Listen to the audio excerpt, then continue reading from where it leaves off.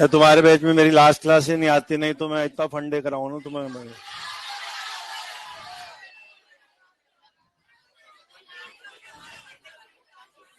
Bad luck ही खराब है तुम्हारा।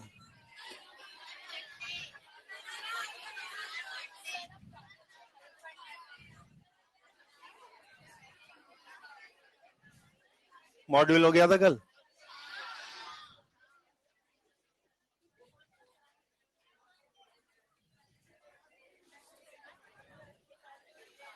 तुमने कभी डीडी वाला चैनल देखा? डीडी दूरदर्शन है?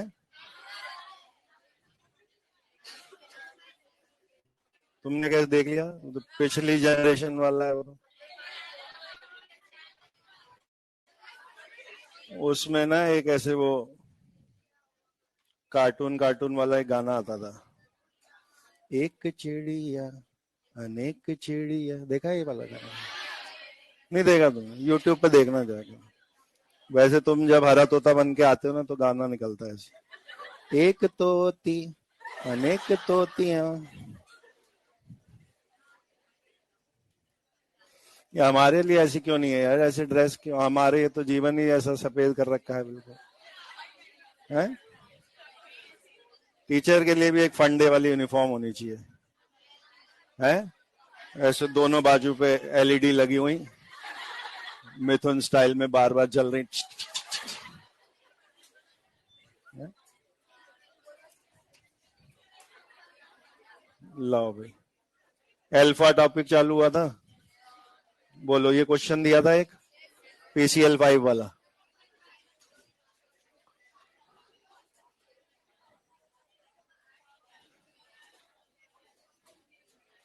एल्फा के हर क्वेश्चन में आपको प्रैक्टिस ये करनी है कि आप इक्वेशन एक्स के टर्म्स में बनाओ और रफ में एल्फा का फॉर्मूला अलग से लिखो। अगर एल्फा और एक्स सेम आने तो आ जाएंगे, अलग अलग आने तो आप एक्स की वैल्यू एल्फा के टर्म में रिप्लेस कर सकते हो। इस क्वेश्चन में शुरू के मोल कितने दिए थे? 5। तो 500 बनेगी इक्वेशन।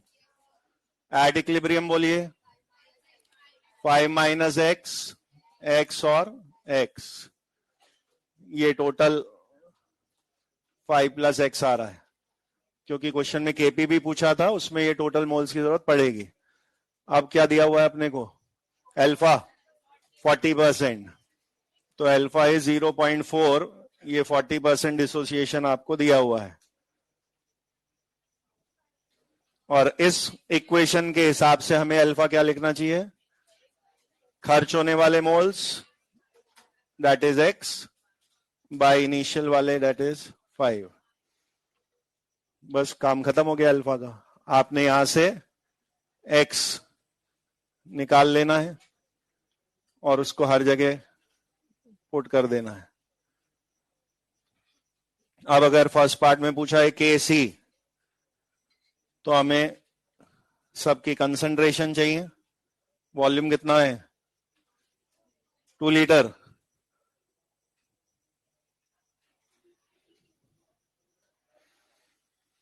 ये सबके मोल्स आए हैं, एक्स की वैल्यू वापस रखने पे सबके मोल्स आए हैं। अपॉन वी वी वी कर दीजिए और केसी में पुट कर दीजिए, ये केसी का आंसर आ जाएगा। This is 2/3।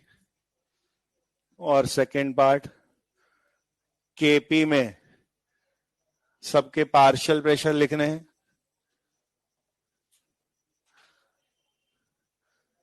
Total equilibrium pressure कितना है? 12। तो पीसीएल3 के लिए 12 इंटू मोल फ्रैक्शन 2/7, यहां भी 12 इंटू 2/7 और यहां 12 इंटू 3/7, ये केपी आ जाएगा। दो ही वैरायटी हो सकती है क्वेश्चन में, फाइंड अल्फा या अल्फा दिया है तो उसको यूज करना। आपका तरीका वही रहेगा, इक्वेशन एक्स के टर्म में बनाओ। अल्फा दिया है तो अल्फा की मदद से एक्स नंबर में आ जाएगा, वो पुट कर दीजिए।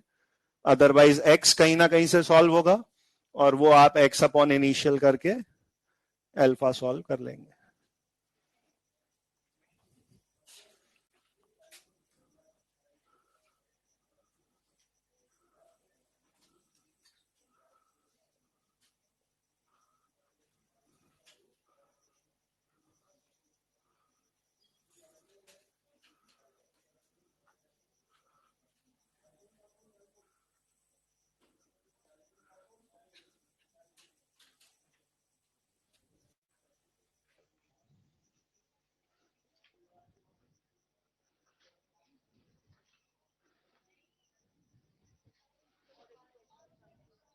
है और था।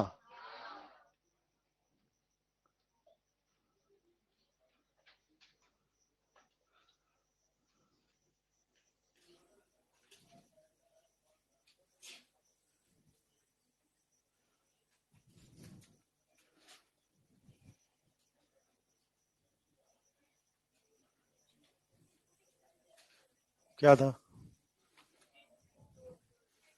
N2O4 2NO2। बोलो क्या है इसमें? Initial is 1 mole, Kp in terms of alpha और P।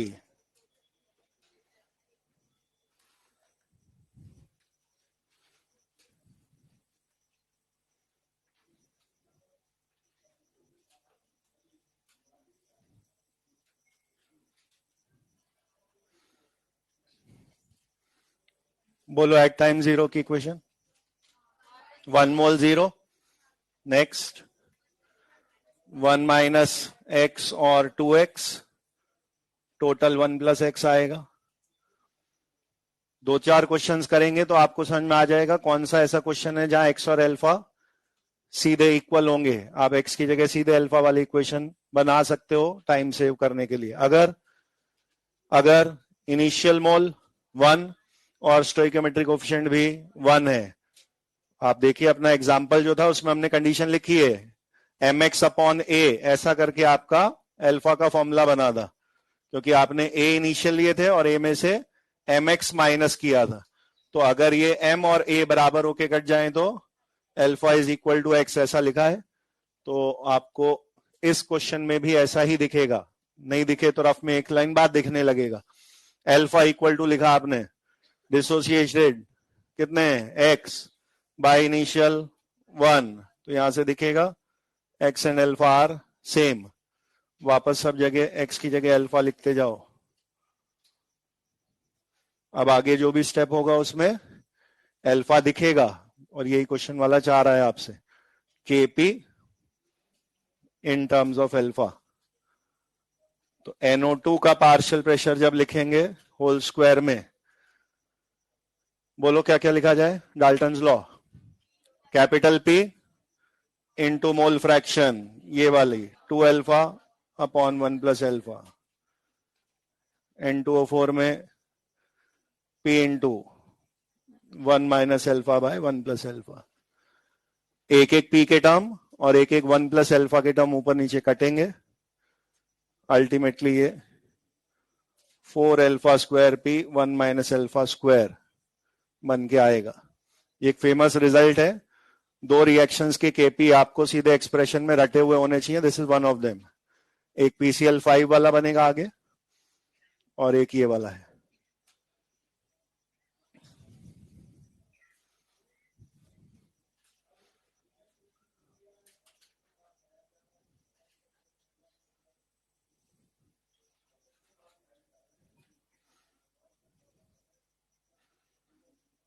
More than one questions में ये रिजल्ट यूज में आता है। ऐसी रिएक्शन जो A gives to B design की है, उसका केपी ऐसा बनकर आएगा।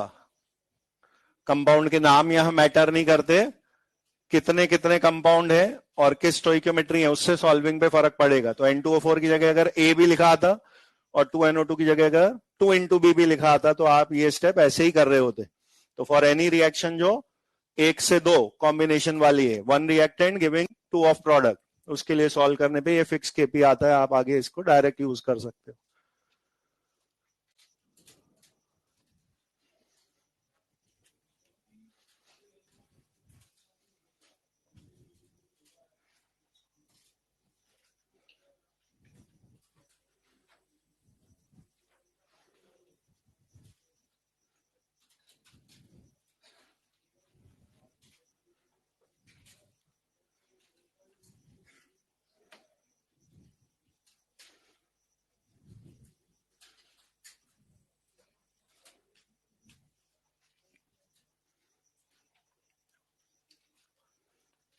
नेक्स्ट इक्वेशन का t बराबर 0, 400। अगली लाइन में 4 माइनस 2x, x और 3x।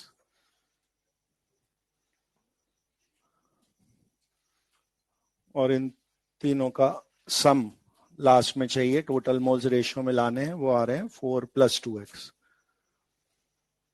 आपको सिर्फ x ढूंढना है और अमोनिया के मोल में और टोटल मोल में वो x रख देना है। तो अल्फा जो कि 0.2 लोगे आप 20% डिसोसिएशन, उसका फॉर्मूला क्या लिखा जाएगा?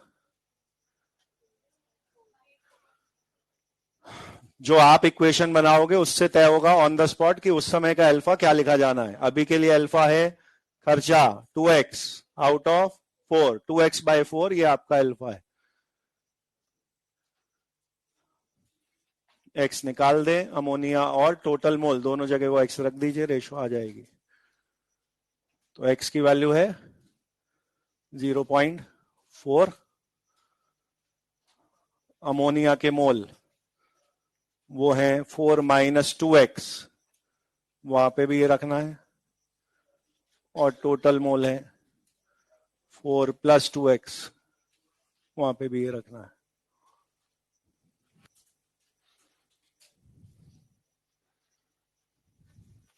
ये रेशो पूछी गई है, आपने हर एक के खाने में x के टर्म में चीजें लिखी रखी है। अमोनिया के मोल एट इक्विलिब्रियम 4 माइनस 2x है, टोटल मोल ऑफ ऑल 3 ये है, दोनों में x रख दीजिए। तो ये 4 माइनस 0.8 3.2, 4 प्लस 0.8 4.8, अल्टीमेटली ये 16 से कट के 2:3 रेशो आ जाएगी।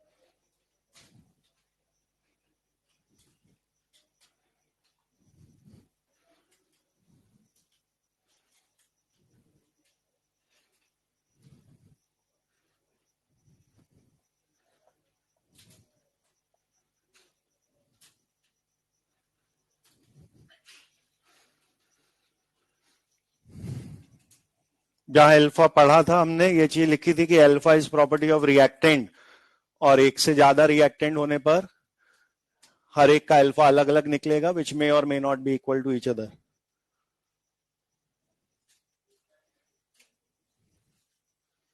दो रिएक्टेंट है, दो अल्फा निकालने हैं।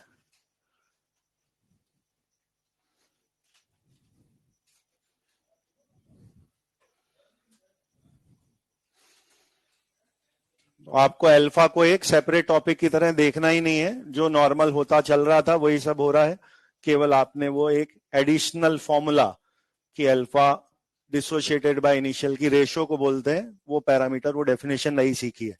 कभी भी आप चाहें तो अपनी ओरिजिनल इक्वेशन में x गायब करके अल्फा के टर्म्स लिख सकते हैं।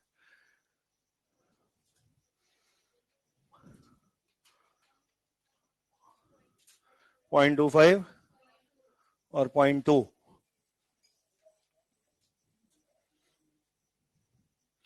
फर्स्ट इक्वेशन मोल में बन रही है, जिसके जितने दिए वो रखते जा रहे हैं, 2 मोल 5 मोल 0 0।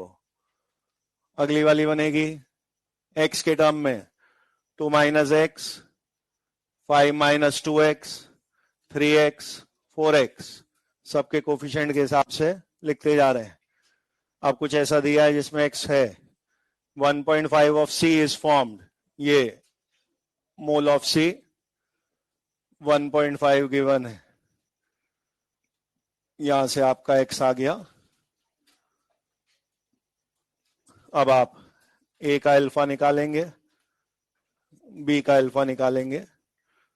तो ए के लिए खर्च हो रहा है एक्स, 2 में से x/2, ये अल्फा ऑफ ए है। बी के लिए खर्च हो रहा है 2x आउट ऑफ 5 में से।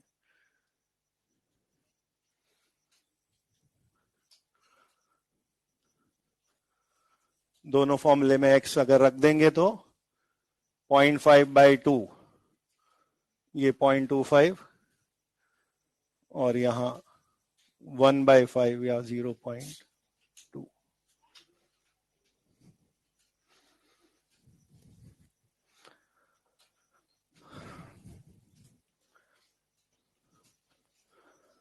क्योंकि अल्फा एक रेशो, एक फ्रैक्शन है जो एक से छोटा ही आएगा आपका, तो आप कई बार अल्फा को एक्स से एक्स बी की तरह ट्रीट करने लगते हो कि सर एक्स से एक्स बी में भी तो एक आंसर 1/4 आता था, तो दूसरा 1 माइनस करके 3/4 लिख देते थे ना।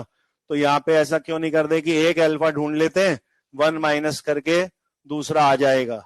ऐसा 1 माइनस का कोई कंसेप्ट अल्फा में नहीं है। मोल फ्रैक्शंस में क्या कर रहे हो आप, टोटल मोल्स को दो हिस्सों में बांट रहे हो, तो वो टोटल के बराबर आएंगे ही, तो वो दोनों फ्रैक्शंस का सम इक्वल टू यूनिटी आना जरूरी है। अल्फा क्या बता रहा है, अपनी इनिशियल में से आप कितना खर्च कर रहे हो। तो ये तो ए और बी दोनों इंडिपेंडेंट है ना। आप दो फ्रेंड्स अलग अलग अमाउंट ऑफ रुपीज लेके गए, तो आप अपने इनिशियल में से कितना खर्च कर रहे हो, वो अपने इनिशियल में से कितना खर्च कर रहा है, ये इंटरकनेक्टेड थोड़ी ना है। क्लास में दो बच्चों ने एग्जाम दिया, एक के 90% नंबर आ गए तो दूसरे के तो अब 10% ही आएंगे, क्योंकि टोटल तो 100 ही होता है। ये तो लॉजिक ही नहीं हुआ ना, दोनों के अलग अलग 0 से 100% कुछ भी आ सकते थे। तो alpha is independent of each other, इसमें कुछ 1 माइनस वाला ट्रिक नहीं है। दोनों का अल्फा आप अलग अलग ही निकालेंगे, वो बाई चांस सेम भी आ सकता है और बाई चांस उसका सम 1 आ रहा हो तो आ भी सकता है। ठीक है, तो एक्स निकालना था बस आपको, और दोनों के लिए उनके वैल्यू में क्या खर्चा हो रहा है ये ध्यान रखिए हमेशा, कि आप स्टोइकोमेट्री के हिसाब से जो चीज कम करके लिख रहे हैं, जो चीज कम करके लिख रहे हैं वो हमेशा एक्स होनी जरूरी नहीं है। जैसे इस केस में अगर आपने 4 में से 2x माइनस किया है, तो डिसोशिएटेड वैल्यू 2x/4 के हिसाब से अल्फा आएगा। यहाँ पे x कम कर रहे हैं तो x/2 के हिसाब से अल्फा आ रहा है, यहाँ 2x कम कर रहे हैं तो 2x/5 के हिसाब से अल्फा आ रहा है। आपने माइनस साइन के आगे जो लिखा हुआ है वो आपका कंजम्पशन है, वो उस कंपोनेंट के अल्फा में न्यूमरेटर में दिखेगा, और जो उसकी इनिशियल वैल्यू है वो अपॉन में दिखेगी। दो रिएक्टेंट में एक कॉमन अल्फा कब आ सकता है, अगर ये रिएक्शन होती ए प्लस बी टाइप की और दोनों की इनिशियल वैल्यू भी मैं सेम कर दूं, ओनली देन आपको अल्फा 1 अल्फा 2 की जगह एक कॉमन अल्फा दिखने लगेगा। तो दोनों के लिए अल्फा सेम हो सकता था, अदरवाइज मोस्टली वो अलग अलग ही दिखेगा।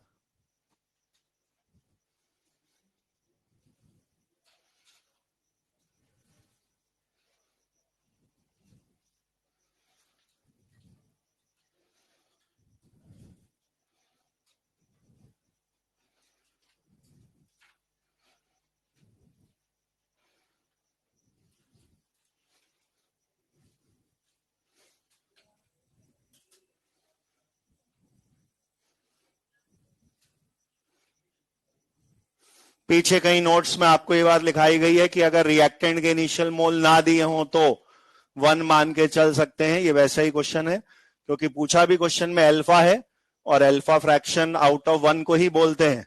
तो रिएक्टेंट अगर रेयर केस में मिसिंग वैल्यू पे है तो आप रिएक्टेंट 1 पे चालू करेंगे, प्रोडक्ट नहीं दिए हैं तो 0 के हिसाब से चलेंगे। बजाय अल्फा दे के कुछ और पूछने के, या अल्फा ही पूछा जा रहा है, केसी के फॉर्मूले को यूज करते हुए आपको अल्फा तक पहुंचना है। आप दो टाइम की इक्वेशन बनाओ, उनको वी से डिवाइड करके केसी में पुट करो, आप देखेंगे डेल्टा एन जी 0 की वजह से वी के टर्म कट जाएंगे, तो आपको अल्फा और केसी में रिलेशनशिप दिख जाएगी। जैसे क्वेश्चन अभी करा था 4α² p/1 माइनस अल्फा स्क्वायर, इस क्वेश्चन का भी केसी अल्फा के टर्म में डिराइव हो सकता है, और फिर केसी पुट करके आप अल्फा निकाल सकते हो। अरे वो तो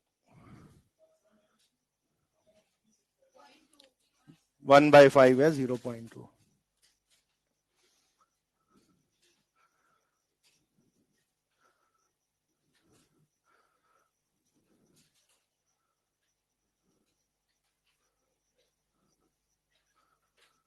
एक्स के टर्म में आप इक्वेशन बनाते 1 0 0 1 माइनस 2x x और x नॉर्मल तरीका चल रहा है कोफिशिएंट के हिसाब से 2 1 1 तो 2x x और x दिखाते।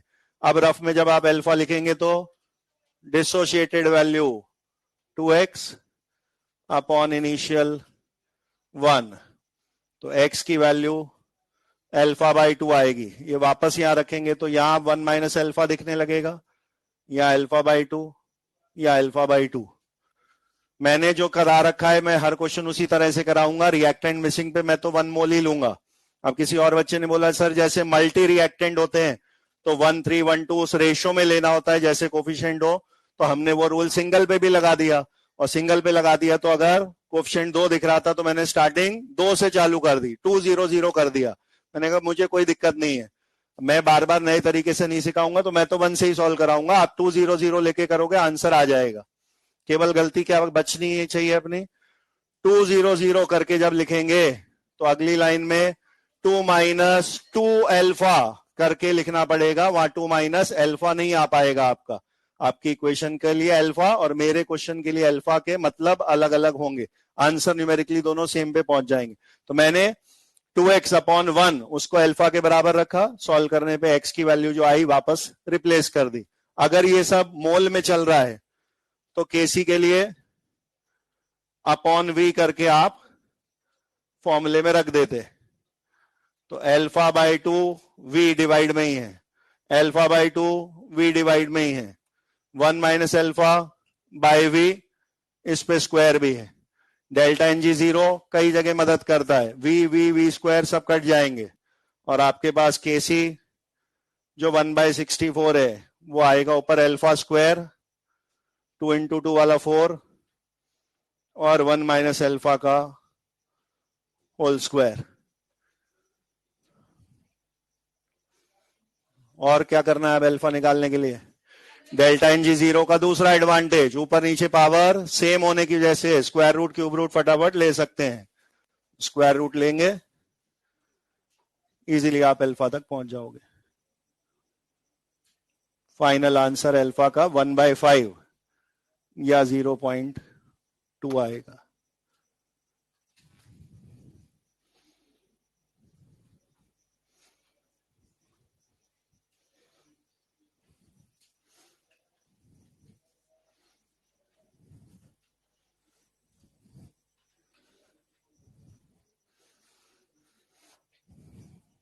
ये क्लियर है कि 1 की जगह 2 लेता तो भी आंसर सेम आता। अगर आप यहां 2 0 0 ले लेंगे अगली लाइन में 2 माइनस 2x x और x ऐसा लिखेंगे तो आप अल्फा 2x बाई 2 लिखोगे, 2 2 कट जाएगा, आपके लिए x और अल्फा सेम चीज होगी तो यहाँ 2 माइनस 2 अल्फा दिखेगा या अल्फा दिखेगा या अल्फा दिखेगा। आगे कैलकुलेशन अकॉर्डिंगली चेंज हो जाएगी और अल्टीमेटली आप आंसर अल्फा के सेम पे ही पहुंचोगे।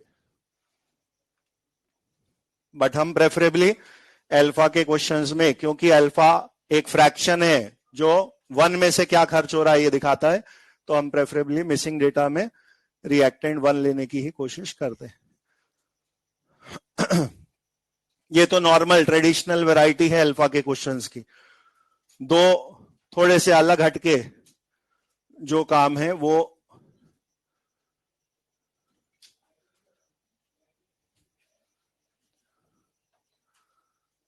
एक आप थ्योरी रिजल्ट सीधे रट सकते हो ऐसे किसी क्वेश्चन में जिसमें अल्फा का एक नंबर दिया हुआ है और फिर क्वेश्चन में बोला जाए अगर इक्विलिब्रियम पे प्रेशर या वॉल्यूम डबल कर दें, आधा कर दें, 4 टाइम्स कर दें तो अल्फा पे क्या फर्क पड़ेगा। तो आपको कैसे बताना है वो रिजल्ट, जैसे एक अभी केपी सॉल्व होके आया था 4 alpha square P 1 minus alpha square, एक इस बार केसी सॉल्व होके आया अल्फा के टर्म्स में। आप पीछे 2 क्वेश्चन ऐसे कर चुके हैं फैक्टर्स अफेक्टिंग के एंड में जहां पे डिस्कस हुआ था कि केपी केसी उधर वालों पे डिपेंड नहीं करते, तो केपी उधर वाले अल्फा और पी पे डिपेंड नहीं करेगा। अगर ये लॉजिक है तो फिर ऐसे क्वेश्चन में अगर मैंने बोला पी डबल कर दिया तो आपको समझ में आएगा ना कि क्या होना चाहिए। फिर अगर मैं पी डबल करूंगा और केपी कह रहा है मैं तो नहीं बदलूंगा तो फिर पी के चेंज को अल्फा को कैंसिल आउट करना ही पड़ेगा। तो अल्फा चेंज हुआ होगा, कुछ कम ज्यादा हुआ होगा ताकि वो पी के इफेक्ट को कैंसिल कर दे। वाइल ऐसे क्वेश्चन में ऐसे क्वेश्चन में अब इसमें P या V का टर्म ऊपर नीचे कैंसिल ही हो जाएगा और इधर वाला केसी कह रहा है मैं तो कांस्टेंट ही रहूंगा, तो उधर के फॉर्मूले में तो नंबर के अलावा सिर्फ अल्फा ही बचा ना। यानी कभी कभी ऐसी भी रिएक्शन आ जाएगी जिसमें अगर केपी केसी कांस्टेंट रहेंगे तो अल्फा भी कांस्टेंट ही रहेगा, उसकी पी और वी पे डिपेंडेंस नहीं दिखेगी। मैं ऐसा कुछ एक एग्जांपल के थ्रू करके दिखा रहा हूं जिससे एक रिजल्ट बन जाता है जिसको आप चाहो तो याद रख सकते हो। फॉर एवरी रिएक्शन उसी से अल्फा का पी और वी पे डिपेंडेंस दिख जाएगा। मोस्ट फेमस रिएक्शन लेके चल रहे हैं इस चैप्टर की, सबसे ज्यादा बार दिखेगी।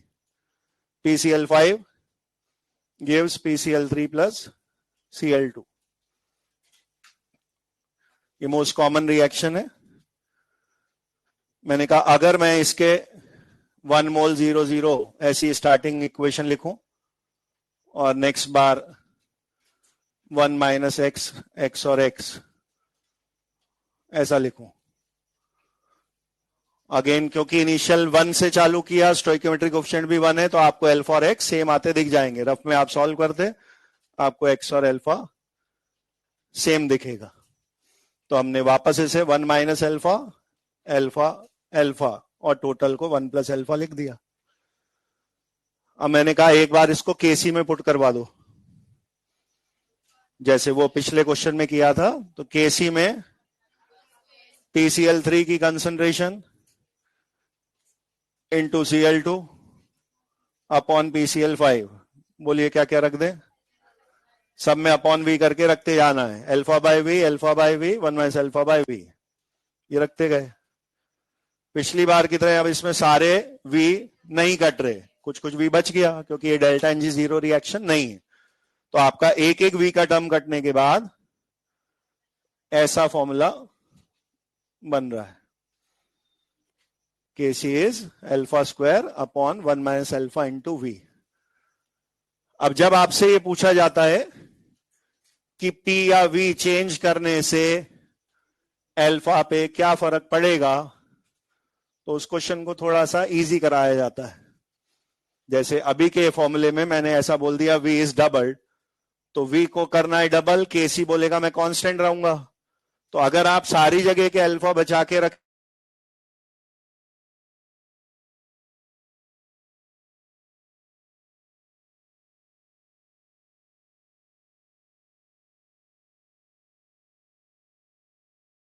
रहोगे तो अल्फा का इफेक्ट देखना मुश्किल हो जाता है। ये कर दें इस क्वेश्चन में, तो अब फॉर्मूला केसी का कैसा दिखेगा, alpha square by V, 1 minus alpha नीचे 1 हो गया और KC alpha square by V है। आ गया अल्फा का डिपेंडेंस वी पे। अब वी दूसरी तरफ ले जाके बोलेंगे तो क्या बोलने में आएगा, अल्फा स्क्वायर वी के डायरेक्टली प्रोपोर्शनल है, तो स्क्वायर रूट लेने के बाद क्या बोलने में आएगा, अल्फा रूट वी पे डिपेंड करेगा। तो अगर आप इसको ऐसे लिख दें तो alpha square is directly proportional to V और alpha would be directly proportional to root of V. ये एक बार का रिजल्ट आया। मैंने कहा ऐसा ही रिजल्ट आप इस रिएक्शन का केपी डिराइव करो और केपी डिराइव करने के बाद अल्फा का पी पे डिपेंडेंस कैसा आ रहा है वो लिखेंगे। तो केपी लिखते तो मोल बाय वी की जगह पार्शियल प्रेशर आ रहे होते, तो बोलिए PCl3 का क्या लिखें, कैपिटल पी कुछ सिंबल टोटल इक्विलिब्रियम प्रेशर का माना हुआ है, P into alpha upon 1 plus alpha. P total pressure है और मोल फ्रैक्शन है अल्फा बाय 1 प्लस अल्फा। अगले वाले में भी सेम ही आएगा, P into alpha upon 1 plus alpha, नीचे P into 1 minus alpha bye 1 plus alpha. ये N2O4 वाले से भी और ज्यादा फेमस रिएक्शन है और ये रिजल्ट भी आपको रटा रहता है। तो एक एक भी 1 प्लस अल्फा काट दीजिए। अब आपका KP alpha square P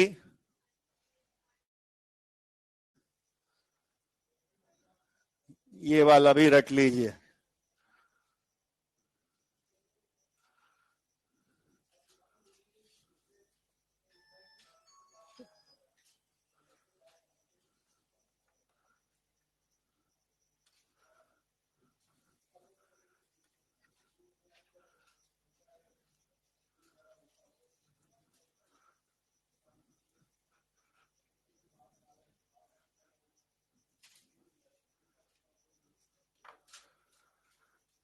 for PCl5 वाली रिएक्शन या एनी रिएक्शन जिसमें 1 से 2 बन रहे हो with stoichiometry 111, A gives B plus C type reaction का KP, ये फिक्स आप रटा रटाया याद रख सकते हैं।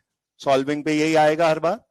अगर इफ मैंने अल्फा यहां वेरी मच लेस देन 1 किया तो आपका KP अल्फा स्क्वायर P रह जाएगा, alpha square inversely proportional to P दिखेगा और अल्फा स्क्वायर रूट के बाद inversely proportional to root P दिखेगा।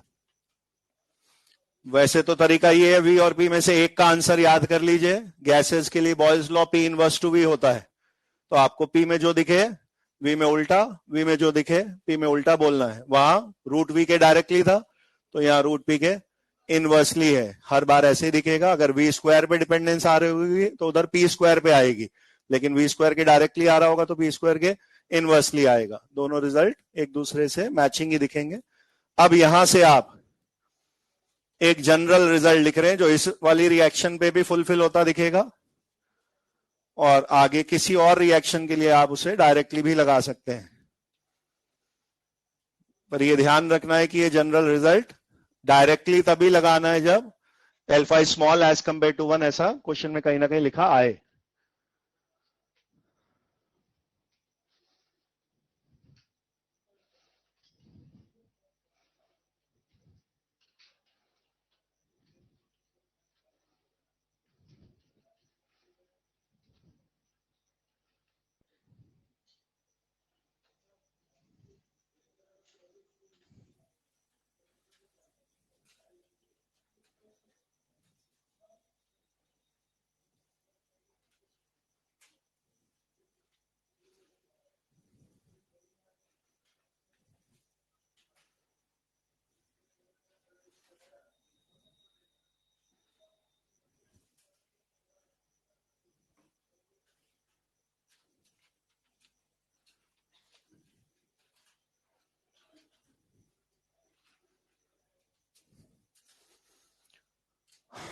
V पे क्या पावर आनी है या P पे क्या पावर आनी है डायरेक्टली इनवर्सली में, वो पावर दो नंबर्स का कॉम्बिनेशन आएगी और उनमें से पावर का न्यूमरेटर है उस रिएक्शन का डेल्टा एनजी वाला नंबर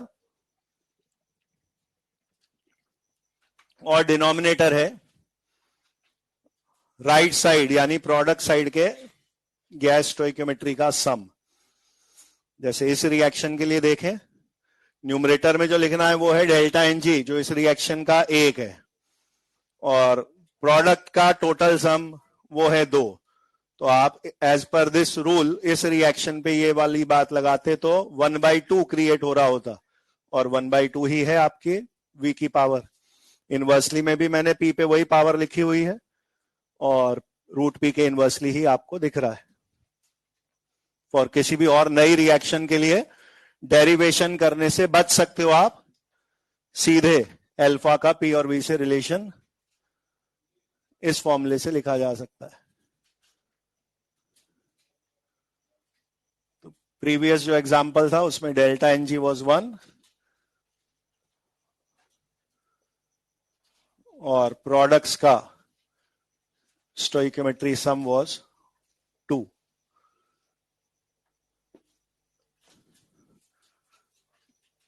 इसीलिए आपको अल्फा यानी डिग्री ऑफ डिसोसिएशन V की पावर 1/2 के डायरेक्टली और P की पावर 1/2 के इनवर्सली दिख रहा है।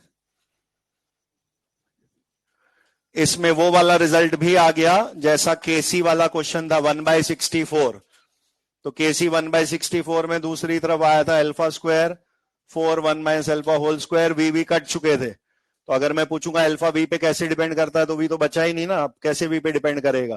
तो आपको दूसरे लॉजिक से भी दिख रहा है केसी और अल्फा फॉर्मूले में दो ही लोग हैं। केसी बोलेगा मैं चेंज नहीं होऊंगा तो फिर अल्फा भी बोलेगा मैं भी चेंज नहीं होऊंगा, तो आपको अल्फा ऐसे केस में इंडिपेंडेंट दिखता। और ये रिजल्ट कौन सी रिएक्शन के लिए आया था, 2HI give H2 plus I2, वो जिसका डेल्टा एनजी 0 है। तो रिजल्ट तो यहां से भी आ ही रहा है। इस फॉर्मूले में आपने जो जनरल वाला रटा उसमें जब जब डेल्टा एनजी 0 रखेंगे तो V की पावर 0 P की पावर 0 सब हट जाएगा। उस केस का अल्फा इंडिपेंडेंट ऑफ पी या वी बिहेव करेगा।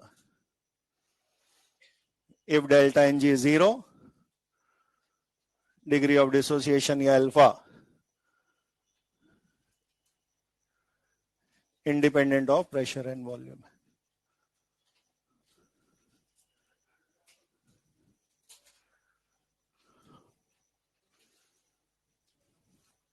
तो एक एग्जांपल मैंने फुल लेंथ करके दिखा दिया आपको, और आगे के लिए आप ये रिजल्ट याद नहीं रहे तो ऐसे ही करके देखना पड़ेगा अल्फा का वी या पी से रिलेशन क्या बन रहा है।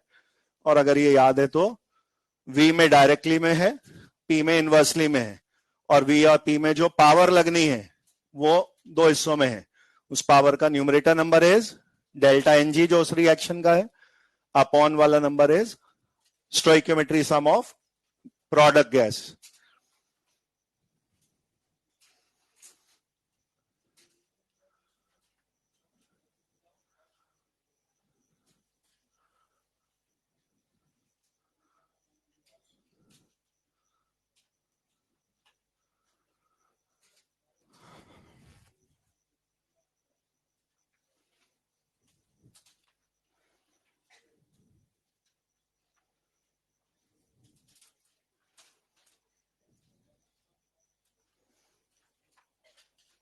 वन वाला देना मॉड्यूल एक में।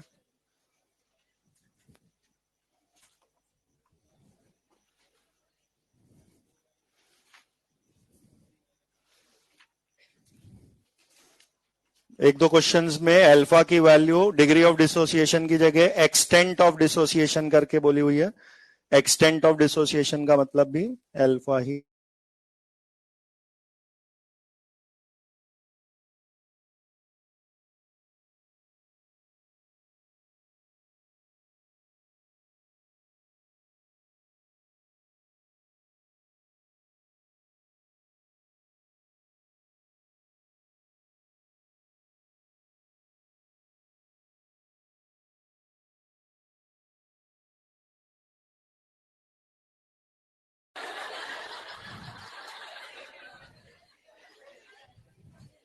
स्लीप वॉकिंग तो नहीं कर रही कहीं?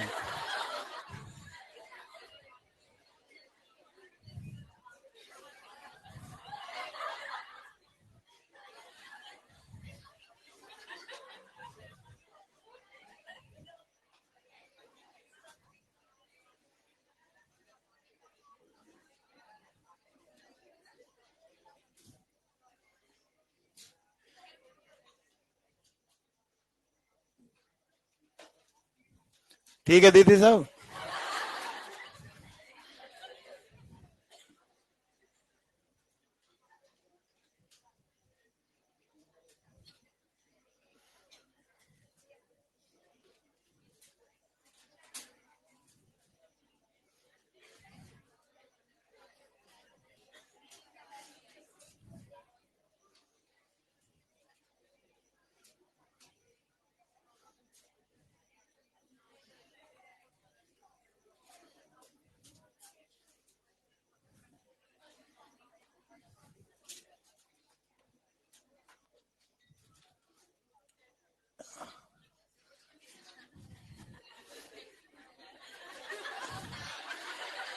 क्या हो गया?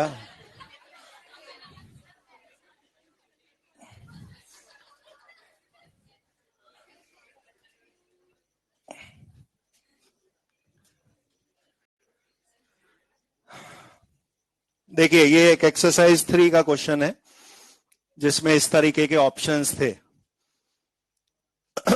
Alpha very much less than 1 question में दिया है। अल्टीमेटली आपको अल्फा का फॉर्मूला सॉल्व करना है केपी और पी के टर्म्स में। ये क्वेश्चन वैसे ही हो गया जैसे N2O4 वाले में 4 alpha square P by 1 minus alpha square derive हुआ था, वैसे आपको एक डेरिवेशन जैसा करना है। लेकिन अगर मुझे ये रिजल्ट याद है, उधर जाओ उनके पास पर, उन्हें ज्यादा तकलीफ।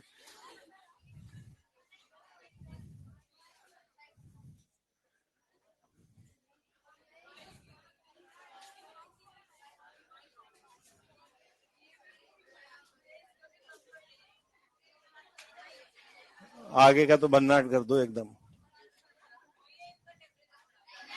इधर कितना भैया भैया ये आगे का कितना चल रहा है?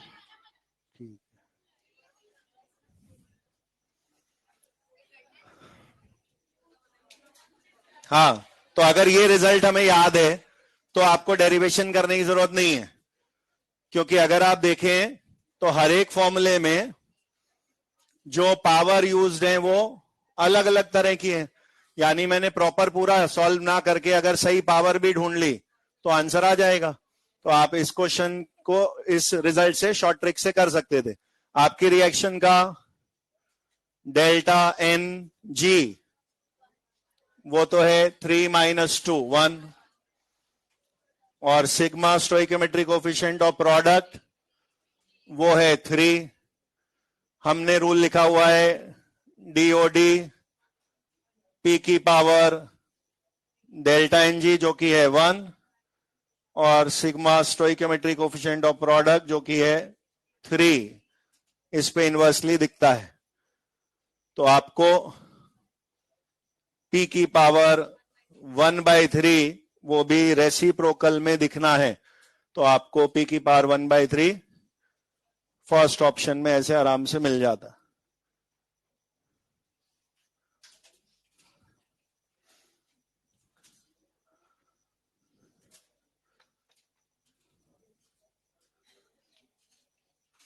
हालांकि ये जरूरी नहीं है कि इस ट्रिक से हमेशा आप सीधे ऐसे ही क्वेश्चन कर लेते, क्योंकि अगर किन्हीं दो ऑप्शन में पावर में 1/3 होता तो आपको कुछ आगे तो सॉल्व करना ही पड़ता, और फिर वो प्रॉपर पूरा तरीका भी हमें आना चाहिए। वो 4α² p वाले क्वेश्चन की तरह ही आप इस क्वेश्चन को अगर एट टाइम 0 और एट इक्विलिब्रियम करेंगे।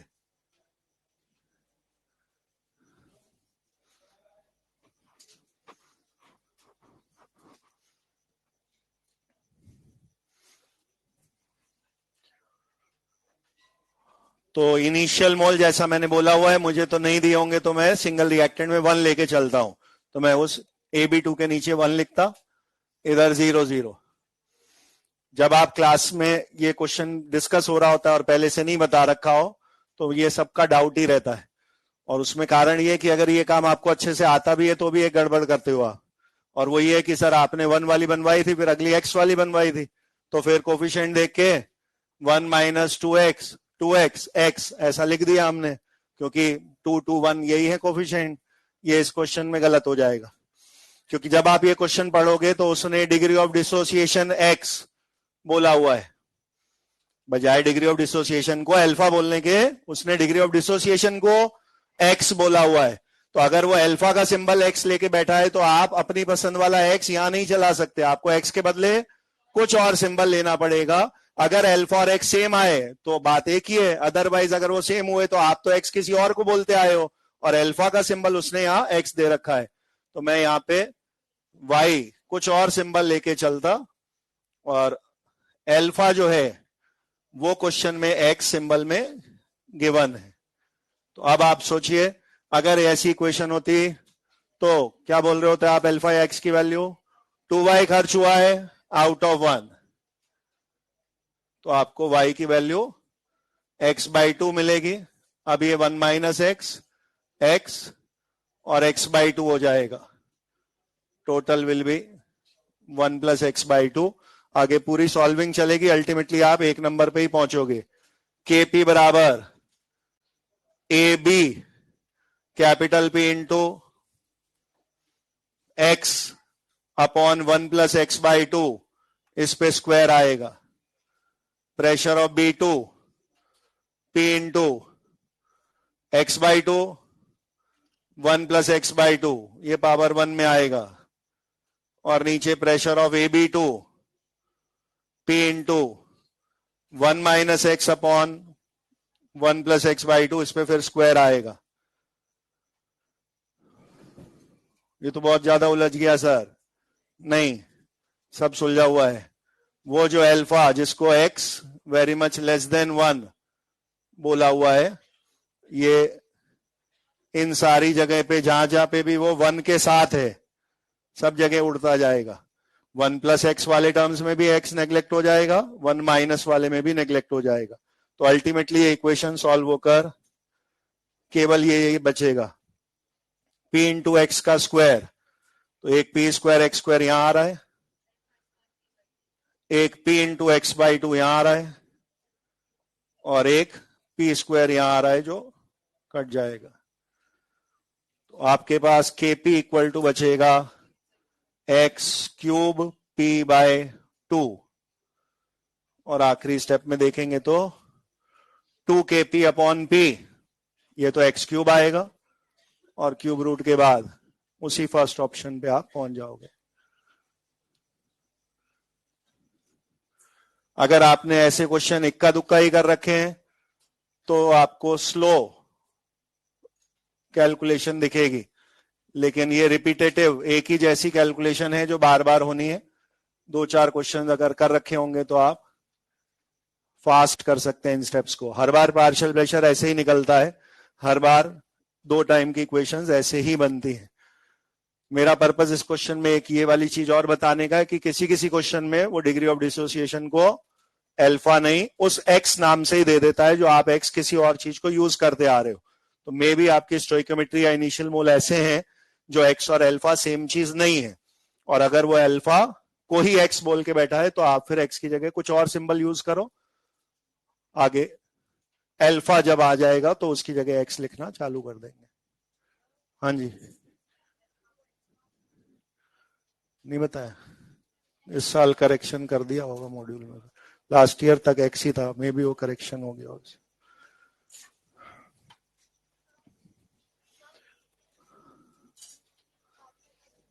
X is very less than 1, इसलिए एक एक्स बहुत छोटा है किसकी तुलना में, 1 की तुलना में, तो 1 प्लस एक्स बाई 2 भी कैसा माना जाएगा 1, 1 माइनस एक्स भी कैसा माना जाएगा 1।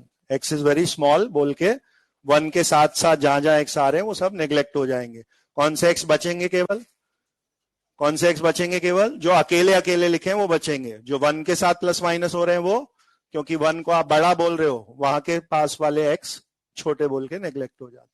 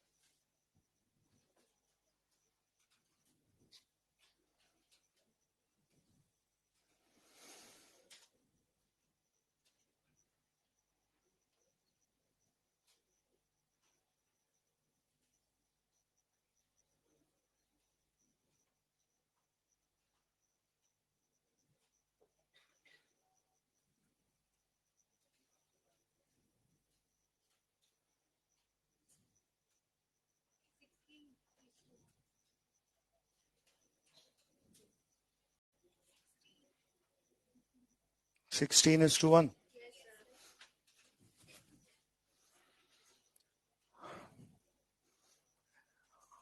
अगर ये क्वेश्चन फर्स्ट टाइम आता है तो अगर वो 2 रिजल्ट जो मैंने आपको बोला इंपॉर्टेंट है और आपको रटे हुए होने चाहिए तो आप इसका मेन मैथ्स अवॉइड कर जाओगे और सीधे 2 लाइन में क्वेश्चन हो जाएगा।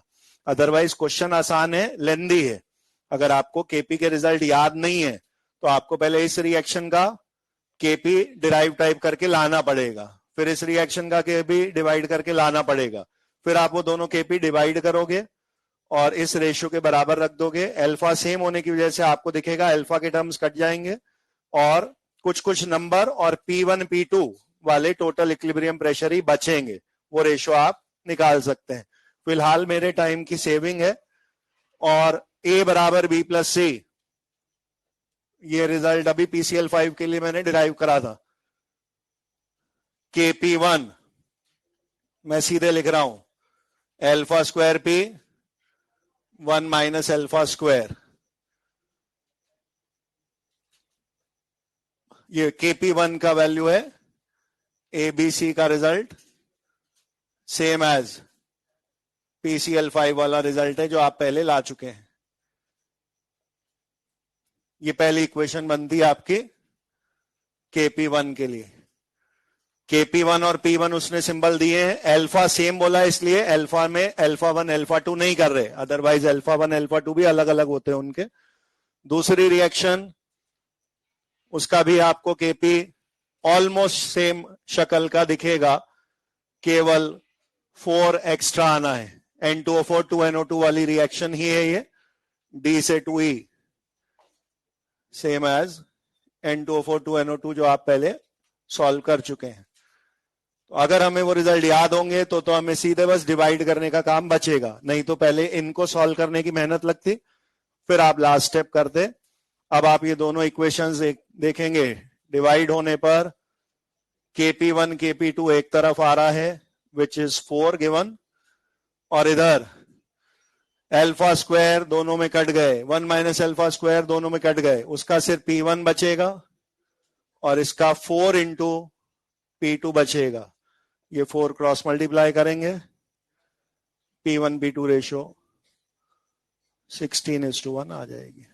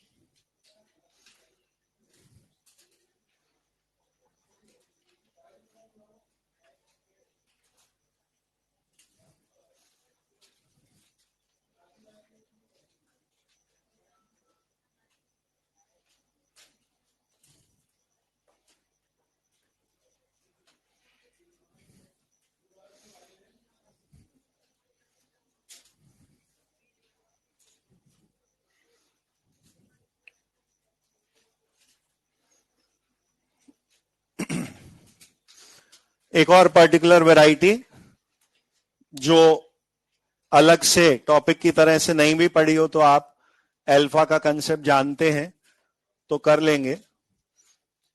क्वेश्चन कुछ इस तरीके का आएगा कि एक रिएक्शन में आपको रिएक्टेंट के शुरू में मोल बताए जाएंगे और शुरू का प्रेशर भी बताया जाएगा।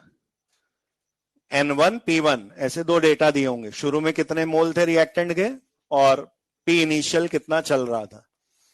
उसके बाद बोला जाएगा ये रिएक्टेंट इतना परसेंट टूट गया, डिग्री ऑफ डिसोसिएशन परसेंटेज में कुछ दे रखी होगी, और आपसे पूछा जाएगा तो फिर आप बताएं इक्विलिब्रियम पे टोटल प्रेशर यानी बाद वाला P2 आपको ढूंढना है।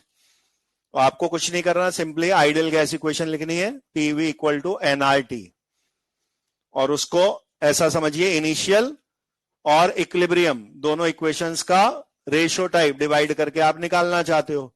तो अगर आपने PV बराबर nRT दो बार इक्वेशन बनाई तो एक बार लिखा P1 V1 N1 R T1, दूसरी बार लिखा P2 V2 N2 R T2 और डिवाइड करा। तो R तो मिनिमम कट नहीं है, अगर वो रिएक्शन गैसियस है तो इक्विलिब्रियम क्लोज कंटेनर में ही आएगा, तो आपको V भी अलग अलग नहीं दिए होंगे, V भी कट जाएगा। तो एक साइड के P1 P2 बचेंगे, दूसरी तरफ के NOT बचेंगे, क्या क्या N1 T1 टाइप और N2 T2 टाइप। अब इसमें दो वैरायटी के क्वेश्चन बनेंगे, एक जिसमें टेम्परेचर भी उसने अलग अलग दिए हो तो T1 T2 अलग अलग रख लो, नहीं तो वो टीवी नहीं दे रहा हो क्वेश्चन में तो टीवी सेम मान के काट दो। तो इजी वाला क्वेश्चन तो क्या बन गया, P1 P2 ratio is N1 N2 ratio, और थोड़ा मुश्किल करना है तो P1 P2 ratio is N1 T1 bye N2 T2, ऐसे दो बनेंगे। तो सर इसमें अल्फा का तो काम ही नहीं आया ना, तो अल्फा का काम कहां पे आएगा? अल्फा मैं जो लिखूंगा उसमें कहीं दिखेगा नहीं आपको अल्फा, हेडिंग यही है अल्फा के यू से पी टोटल निकालना। तो आप जो N1 में रखोगे नंबर, वो तो इनिशियल मोल उसने दे रखे होंगे, और आप जो 2 टाइम की इक्वेशन बनाओगे उससे N2 ढूंढने का काम अल्फा कराएगा, क्योंकि अगली इक्वेशन तो आपने एक्स में बनाई होगी, और वो अल्फा कितने % दे रहा है उसकी मदद से आप बाद के हर खाने में कितने कितने मोल है और उनका टोटल क्या आ रहा है वो नंबर N2 में रखने वाले हो। तो मैं इसको सिंबल्स में लिख के दिखा दे रहा हूं। अगर मेरे पास इसके इनिशियली स्मॉल ए मोल हो और इसके 0 हो, तो अगली बार हम एक्स के टर्म में a माइनस एक्स और इधर nx लिख रहे होते, इसको टोटल करके जोड़ लेते।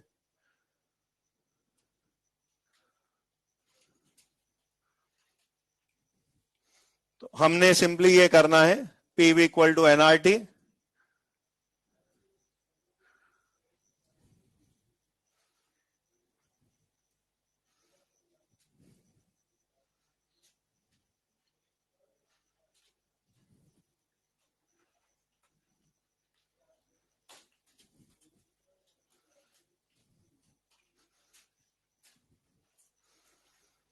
ऐसा अपन ने लिखा होगा। N1 वाला मतलब है इनिशियल मोल, अल्फा का मतलब हमें पता ही है, इस तरह की इक्वेशन में x बाय a को अल्फा लिखा गया होगा, और ये जो N2 है ये टोटल इक्विलिब्रियम मोल ही है, इनको इन टर्म्स ऑफ अल्फा आप निकाल पाओगे।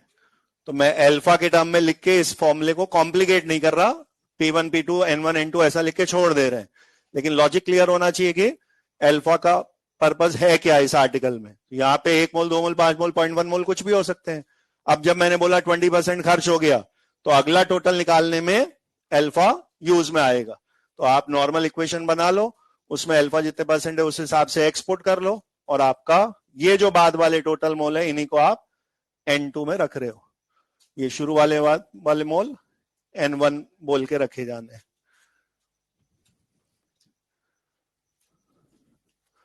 R तो कांस्टेंट रहना ही था, V कांस्टेंट रहने का रीजन मैंने बता ही दिया, क्लोज कंटेनर में होगी रिवर्सिबल रिएक्शन।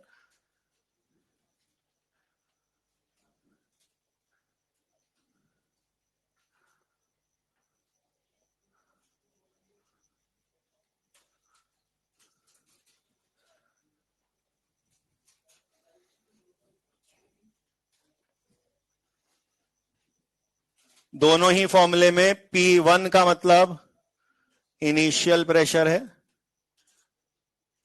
और P2 वो है टोटल प्रेशर एट इक्विलिब्रियम वाला। बाद वाला जो इक्विलिब्रियम पर नापा गया है उसी को आप P टोटल बोलते हैं।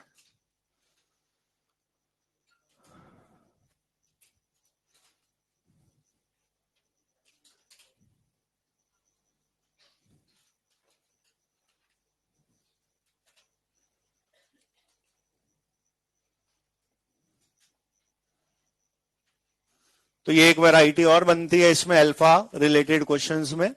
नॉर्मल क्वेश्चन ही है जिसमें अलग से थ्योरी की तरह लिख दिया आधा पेज तो आपको याद रह जाता है, अदरवाइज बाय लॉजिक भी आप ये क्वेश्चन कर लेते। आपको क्वेश्चन में इनिशियल डेटा में मोल के साथ साथ प्रेशर भी दिया आएगा, और कितना % खर्च हो जाने के बाद का कितना टोटल प्रेशर आना है वो पूछा जाता है।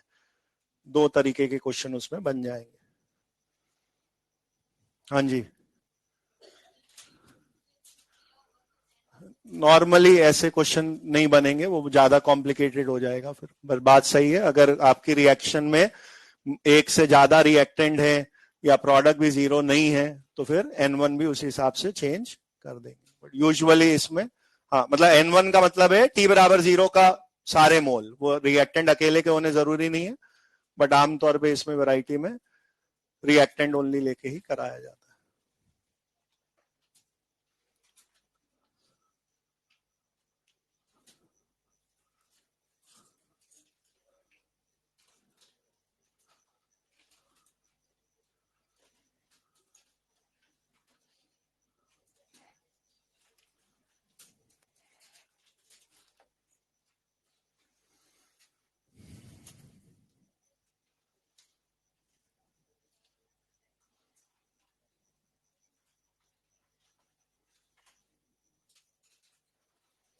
वो चल गया तुम्हारी क्लास में डेंगू वाला वीडियो है?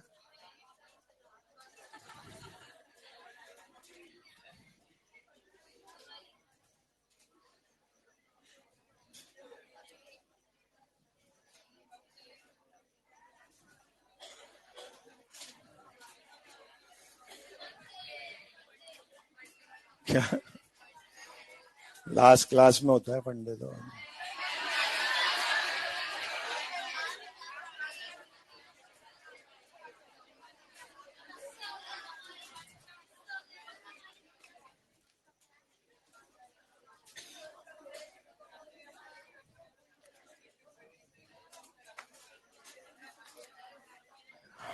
बारिश के मौसम में और उसके 1 महीने बाद तक डेंगू बहुत फैलता है कोटा में। थोड़ा सा प्रिकॉशन रखें इस नेक्स्ट 1 मंथ में। खूब सारे बच्चों की 1 हफ्ता 10 दिन 15 दिन की क्लासें छुट्टी हैं हर साल डेंगू में। जो बेसिक प्रिकॉशन है वो पता ही है आपको, क्या करना है क्या नहीं करना। तो उसमें क्या करना है, वो 30 रुपए के 6 मोमो मिल रहे हैं वो नहीं खाने हैं बस, और क्या है। वो जो क्लास जल्दी छुटते ही तुम लास्ट क्लास जल्दी छोड़ दो करके बाहर खड़े हो जाते हो ना मोमो के ठेले पे, वो नहीं खाने हैं, नहीं होगा डेंगू पे। दुनिया की सारी बड़ी समस्याओं की तरह डेंगू की समस्या भी मादा की वजह से ही हुई है। सही बोल रहा हूँ कि नहीं है? मादा मच्छर के काटने से ही होता है ना डेंगू। तो सही तो बोला मैंने, दुनिया की बहुत सारी और समस्याओं की तरह डेंगू की समस्या भी मादा की वजह से ही हो रही है।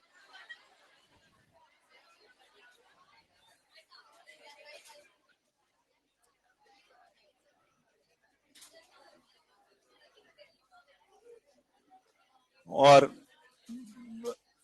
नाम ज्यादा डेंगू का चलता है बदनामी में, सेम टाइम पे इस समय जॉन्डिस भी बहुत फैलता है। तो be very careful regarding water, specially water. वो हर साल होता है इस वाले सीजन में डेंगू ज्यादा प्रोमिनेंटली, नंबर्स ज्यादा आ रहे होते हैं, इस वजह से हाईलाइटेड रहता है मीडिया में। बट जॉन्डिस के केसेस भी काफी आते हैं इस पर्टिकुलर टाइम पे। तो हेल्थ रिलेटेड जो भी प्रिकॉशंस हैं वो लेके रखे हैं हमने। फन डे पे आपको शायद आज आखिरी क्लास में उसका वीडियो दिखाया जाए, उसके नोट्स बना। कलेक्टर साहब ने बोला है बच्चों को बताओ डेंगू के बारे में। और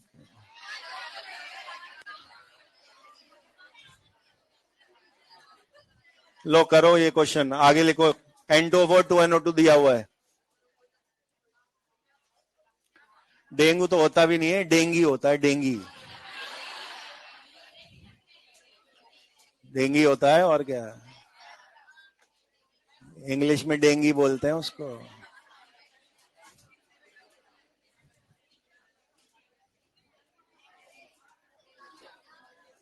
1 mole N2O4, 1 mole N2O4 is initially 1 mole N2O4 is initially taken at 1 atm and 300 Kelvin. 1 mole N2O4 is initially taken at 1 atm and 300 Kelvin. On heating up to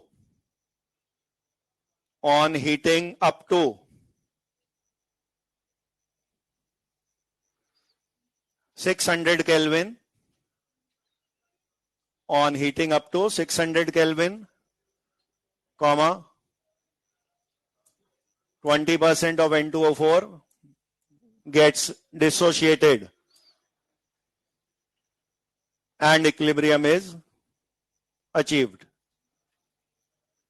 On heating up to 600 Kelvin, comma, 20% of N2O4 gets dissociated and equilibrium is achieved. Find total pressure at equilibrium.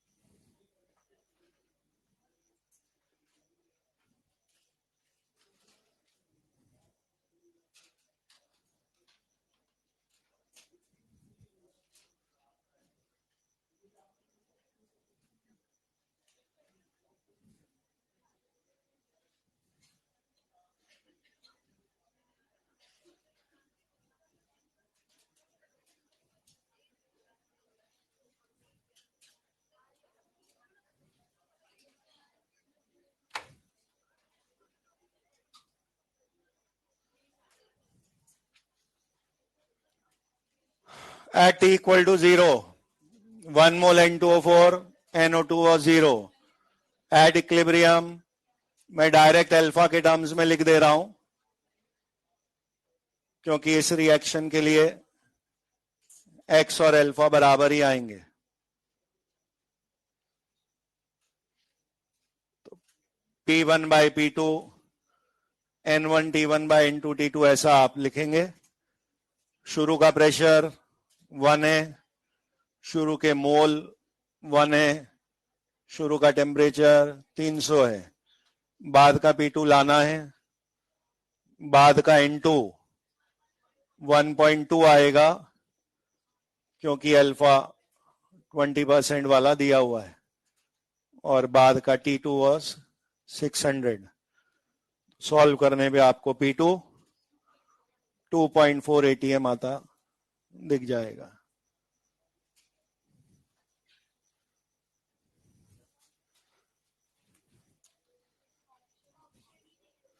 Option ही नहीं है.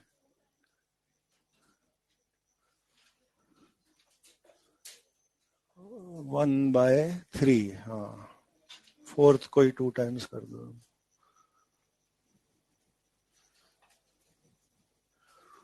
Fourth option को 3 times की जगह 2 times कर दो.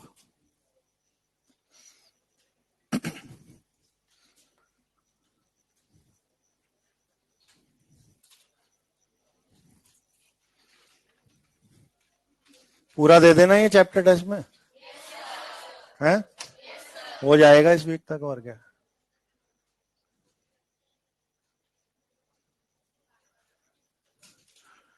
Delta NG of this reaction is 1 और products का stoichiometry some is 3. तो अल्फा की डिपेंडेंस डायरेक्टली टू v की पावर 1/3 बनेगी. यानी अगर v को करेंगे 8 टाइम्स तो अल्फा विल बी 8 की पावर क्यूब रूट वाली, यानी 2 टाइम्स.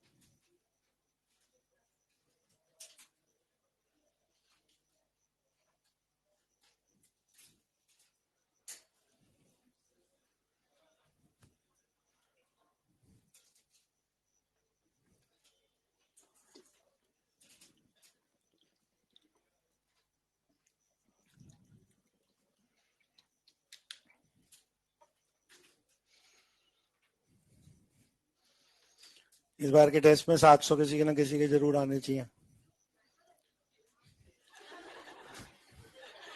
सिंपल है, नहीं तुम्हारे लिए चैलेंज है ये. 700 या 700 से अबव लाना है. अभी तक नहीं आए ना दोनों टेस्ट में. ये अपना जो फर्स्ट रैंकर है उसके 695 वैसे ही कुछ आ रहे हैं. बस 700 क्रॉस करने हैं इस बार टेस्ट में.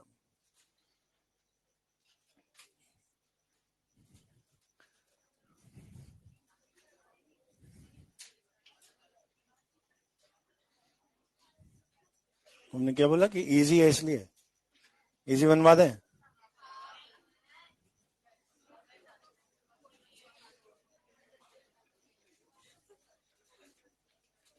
कितना भी इजी बनवा दो, तुम्हारा टायर पंचर होता ही है.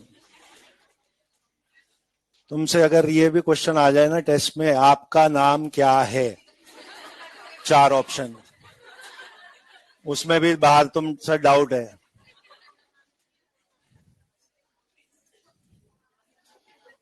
क्या डाउट है? मेरा नाम क्या है, इसमें क्या डाउट है? सर वैसे तो मेरा नाम शांति है, लेकिन मार्कशीट में सर एक ए गलत लग गया था, तो मार्कशीट में अशांति लिखा हुआ है।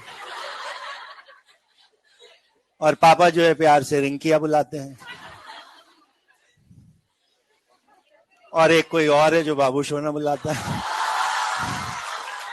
तो सर कंफ्यूजन है, चारों हैं ऑप्शन, कौन सा टिक?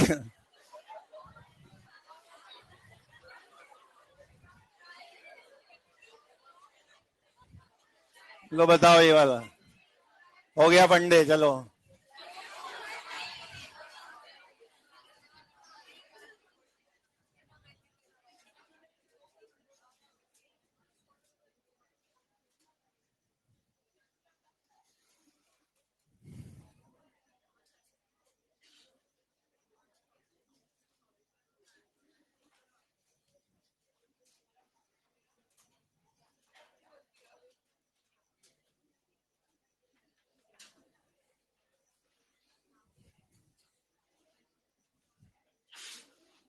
हेट्रोजीनियस रिएक्शन के क्वेश्चंस आपको रिलेटिवली कम दिखेंगे, mainly questions homogeneous gas reactions के होते हैं। This is a heterogeneous reaction, एक चीज सॉलिड है, आपको कैलकुलेशन में उसका ध्यान रखना है।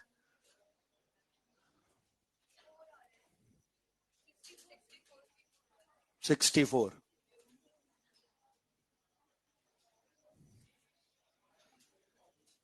अगर आप इस तरह के क्वेश्चन में दो टाइम की इक्वेशन बनाते हैं, आपने कहीं ना कहीं थ्योरी में एक पॉइंट ऐसा लिखा हुआ है कि जीरो और इक्विलिब्रियम वाली इक्वेशन कई पैरामीटर्स में बनाई जा सकती हैं। मेनली मोल्स में बनती हैं, कभी कभी कंसंट्रेशन में बन सकती हैं, कभी कभी प्रेशर में भी बन सकती हैं, not in terms of mass, ऐसा लिखा था, राइट? तो आप इस क्वेश्चन को मोल में भी बना के कर सकते हो, प्रेशर में इक्वेशन बना के भी कर सकते हो।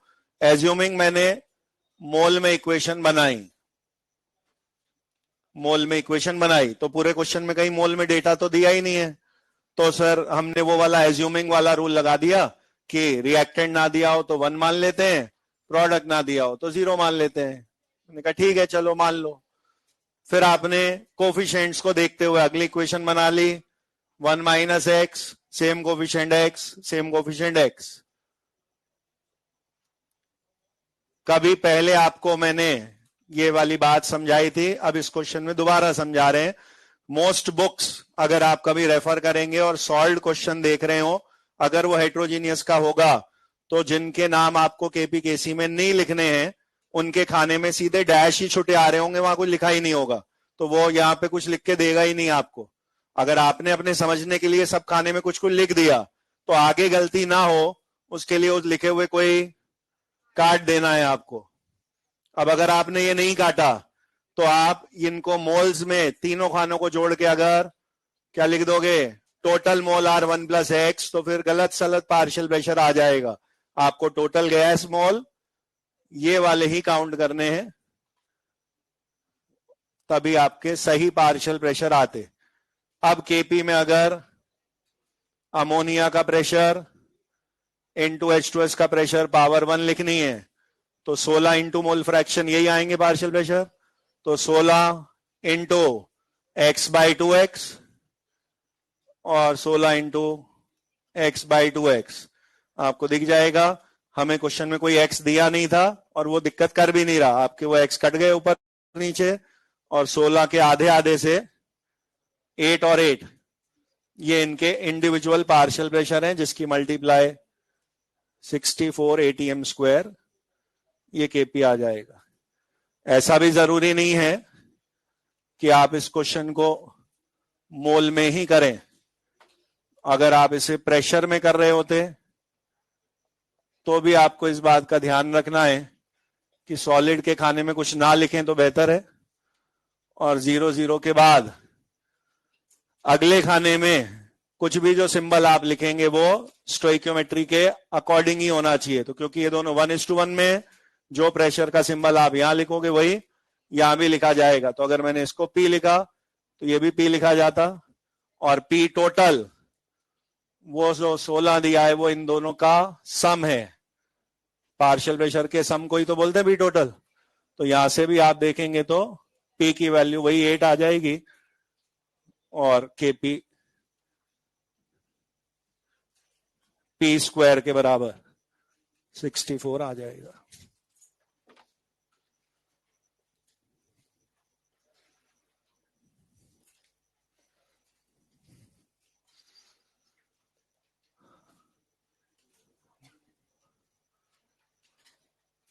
अभी तो इस क्वेश्चन में NH4HS जो कि एक सॉलिड था उसके शुरू में मोल दिए नहीं थे और हमने अपनी मर्जी से 1 माने। मान लीजिए किसी क्वेश्चन में ऐसा लिखा आया होता 5 मोल NH4HS अंडरगोज डिकम्पोजिशन, तो उस 5 का या 5 माइनस एक्स लिख के काट देने का आपको लगेगा उस डेटा का कुछ यूज तो है नहीं सर। अगर ये क्वेश्चन सपोज करिए केपी के बजाय के सी का हो, ये केपी के बजाय के सी का हो और यहां आप 5 और 5 माइनस एक्स लिख के बैठे हैं और उसको लिखे हुए को काटा हुआ है। तो अगर केसी का क्वेश्चन होता तो फिर हम यहां NH3 की कंसंट्रेशन इंटू H2S की कंसंट्रेशन लिख रहे होते। कंसंट्रेशन केसी में लिखने में आपको x से पीछा छुड़ाने को नहीं मिलेगा, जो अभी x बाई 2x कट गए, x बाई 2x कट गए। तब क्या होता, अगर आपने यहां x और x लिख रखा है तो x बाय v करके कंसंट्रेशन आती जो यहां और यहां मल्टीप्लाई होती, तो वो केसी आता। सही बोल रहा हूं, यानी केसी में मुझे x आता दिखेगा। अब मैंने अगर आपको केसी भी दे रखा हो, वॉल्यूम भी दे रखा हो, तो आप वो x सॉल्व कर लेते। इस क्वेश्चन में तो चाहोगे भी तो नहीं हो पाएगा क्योंकि वो x कट जा रहे हैं। तो मैंने किसी और टेक्निक से केसी वाले रास्ते से x ढूंढ लिया। और फिर अगर मैं आपसे क्वेश्चन में ये पूछूं कि NH4HS जो कि रिएक्टेंट है उसके कितने मोल या उसके कितने ग्राम रिमेनिंग होंगे एट इक्विलिब्रियम, तो आप ये बहाना मार के नहीं बच सकते कि वो तो सॉलिड है उसका कैसे पूछ लिया। आपने अपने कैलकुलेशन में उसे यूज नहीं किया, इस वजह से आपने या तो बुक्स में यहाँ डैश डैश देखे या आपने कुछ यहां लिखा तो उसको काट दिया। रियलिटी तो यही है ना कि NH4HS अगर खर्च होगा तो उसके बदले ही तो ये बने होंगे। तो ये प्रेशर अपने आप से जादुई तरीके से थोड़ी ना क्रिएट हुआ है, डिकम्पोजिशन ऑफ NH4HS ने ही ये प्रेशर क्रिएट किए होंगे जो आपने सॉल्व किए हैं। यानी उसके लिए एक्चुअली में मोल्स में या ग्राम्स में कमी आ रही होगी विद पासिंग ऑफ टाइम, वो कम हो रहा होगा, लेकिन वो नंबर मेरे केपी और केसी में कहीं पोर्ट नहीं हुआ। अब अगर इन अ रेयर क्वेश्चन कभी उसी की रिमेनिंग वैल्यू पूछ ली जाए तो आपको क्या करना है, किसी भी रास्ते से केपी केसी ऐसे वैसे करके वो x ढूंढ के लाना है और आपने अपनी इक्वेशन में जो वहां बना के लिख रखा हो उसमें वो x पुट कर दीजिए, तो आप उस सॉलिड वाले का भी बचा कितना होगा का आंसर निकाल सकते हैं। मेरी बात समझ में आ रही है? आपने जिस चीज को सॉलिड के लिए कांस्टेंट बोला है वो नाम क्या है, active mass is unity, active mass is constant, ये बोला है। तो ग्राम में, केजी में, ये सब चीजों में वो थोड़ी ना कांस्टेंट है। आपका सॉलिड अगर CaCO3 वाली रिएक्शन होगी तो CaCO3 से रिएक्शन करके तो Ca और CO2 दोनों ही बनेगा ना। तो इधर अगर ये सॉलिड है और ये गैस है तो ये ऐसा कैसे बोल दोगे कि सर CaO नहीं बनेगा, केवल CO2 ही बनेगा? बनेगा तो CaO भी। आपके क्वेश्चन में मोल कंसेप्ट में मैं इसके 100 ग्राम से CaO के कितने ग्राम बनेंगे ऐसा तो क्वेश्चन पूछ ही सकता हूं मोल कंसेप्ट में। तो आपको सॉलिड या लिक्विड के लिए भी इन अ रेयर केस क्वेश्चन वाला कुछ पूछ सकता है, लेकिन आपको क्या समझ में आना चाहिए, डायरेक्टली केपी और केसी में वो सॉलिड लिक्विड का नाम नहीं है। तो मेरे को कुछ और ऐसा सॉल्व करना है जो सॉलिड लिक्विड के खाने में बाद में पुट हो सकता था। इसलिए मेरी पर्सनल प्रेफरेंस ये होती है कि जब आप इक्वेशंस बनाओ तो बजाय ऐसे लिखने के आप समझ के कुछ कुछ उन सॉलिड लिक्विड के खाने में लिखा करो और फिर लिख के आगे बढ़ने से पहले उसको काट दो। वो आगे कहीं फॉर्मूले में पुट नहीं होगा, लेकिन कभी वही पूछ लिया गया तो वापस आप वो x उसमें पुट करके उसका आंसर निकाल सकते थे। ऐसा क्वेश्चन दिखा रहा हूं मैं एक, लिखिएगा। यही रिएक्शन है, CaCO3 gives CaO plus CO2, solid solid gas. Time हो गया। CaCO3 gives CaO plus CO2, CaCO3 solid है CaO सॉलिड है, CO2 गैस है।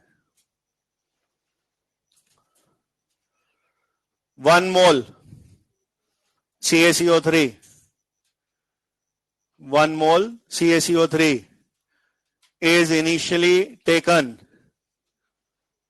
1 mole CaCO3 is initially taken in 10-liter container at 27 degrees centigrade.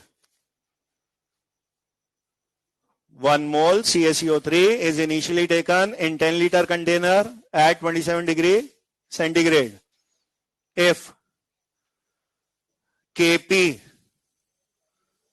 Kp equal to 0.5 atm,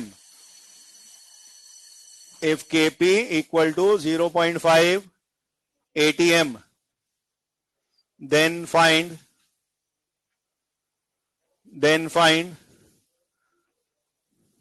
पहला part, percentage dissociation of CaCO3, percentage dissociation of CaCO3. Second part, moles of CaCO3 remaining at equilibrium, moles of CaCO3 remaining at equilibrium. Bracket में last में लिख दीजिए, assume R into 300 बराबर 25, R into 300 बराबर 25, ये मानना allowed है।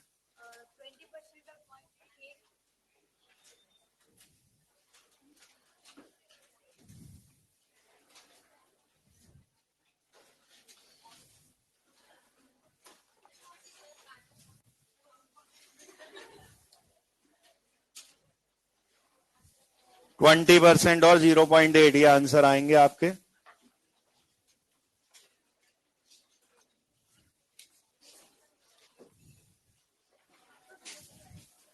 Second exercise के दे दिए थे क्या क्वेश्चन कल? थर्ड के भी दे दिए।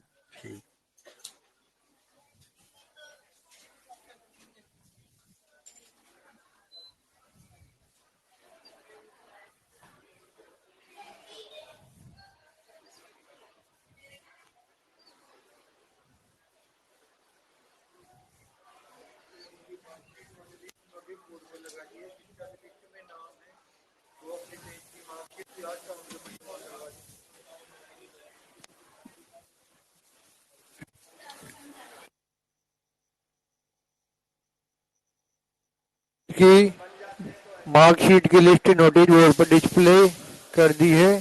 जिसका भी लिस्ट में नाम है वो अपनी 10th की मार्कशीट काउंटर पर जमा करवाएं। और मानसी कुमारी क्लास काउंटर पर संपर्क करें।